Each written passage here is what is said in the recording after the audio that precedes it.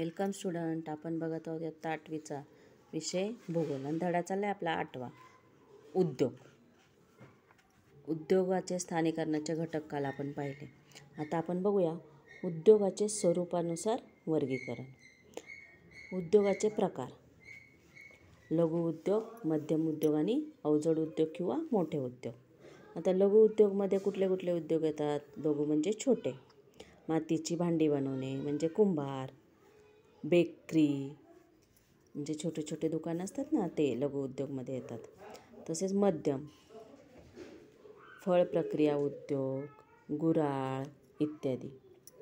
आणि अवजड उद्योग आणि मोठे उद्योग: सिमेंट, साखर कारखाने, लोहपोलाद कारखाने, सिमेंटचे कारखाने हे मोठे उद्योग येतात.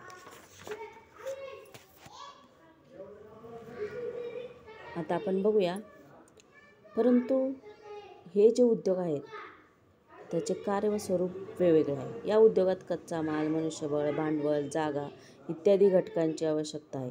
या उद्योगांच्या स्वरूपानुसार उद्योगाचे वर्गीकरण केलेले आहे. अनेक वेळा एखाद्या उद्योगातील पक्का माल दुसऱ्या उद्योगाचा कच्चा माल म्हणून वापरला जातो.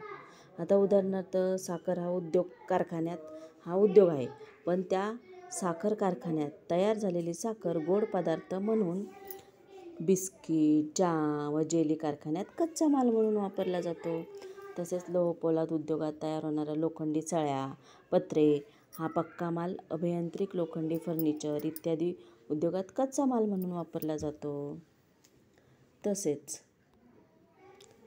कृषीवर आधारित म्हणजे शेतीवर आधारित कोणते कोणते उद्योग आहेत?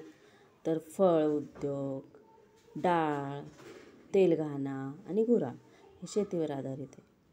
भारत हा कृषीप्रधान देश आहे. भारतात कृषी उत्पन्नात विविधता आढळते. त्यामुळे विविध प्रकारचे कृषी आधारित उद्योग उदयाला आलेले आहेत. या उद्योगाबरोबर कृषी क्षेत्रात उत्पादित होणाऱ्या उत्पन्न प्रक्रियावर उद्योगाचा विकास झालेला आहे. यामध्ये दुग्ध व्यवसाय, फळप्रक्रिया, अन्नप्रक्रिया, गुऱ्हाळ इत्यादींचा समावेश होतो. कृषीवर आधारित उद्योग सर्वत्र स्थापन झालेले आहेत. वस्त्र उद्योग, साखर उद्योग यासारख्या कृषीवर आधारित अवजड उद्योगांचा विकास झालेला आहे. औद्योगिक विकास: कोणत्याही देशाच्या आर्थिक विकासात उद्योगाच्या निर्मिती आणि विकासास महत्त्वाचे स्थान असते. देशातील नागरिकांचे राहणीमान उंचावण्यासाठी व दरडोई उत्पन्नात वाढ होण्यासाठी औद्योगिकरणाचा विकास होणे आवश्यक आहे. देशातील नागरिकांना रोजगार मिळणे आवश्यक आहे. त्यामुळे देशाच्या लोकांचे राहणीमान उंचावते, देशाचे दरडोई उत्पन्न वाढते, स्थूल राष्ट्रीय उत्पन्नात भर पडते, देशाच्या पक्क्या मालाच्या निर्यातीत वाढ होते, त्यामुळे परकीय चलनाची गंगाजळी वाढते. अशा ठिकाणी कारणांसाठी देशात औद्योगिकरणाला चालना देणे आवश्यक आहे.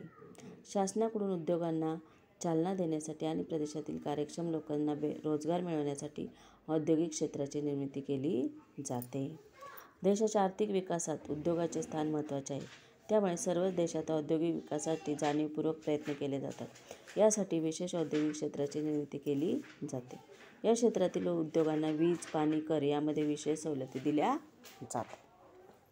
आज आपण धडा इथपर्यंतच बघूया. उर्वरित पुढच्या लेक्चरमध्ये दिलेली माहिती ती लिहायची आहे आणि धडा वाचायचा आहे. थँक्यू.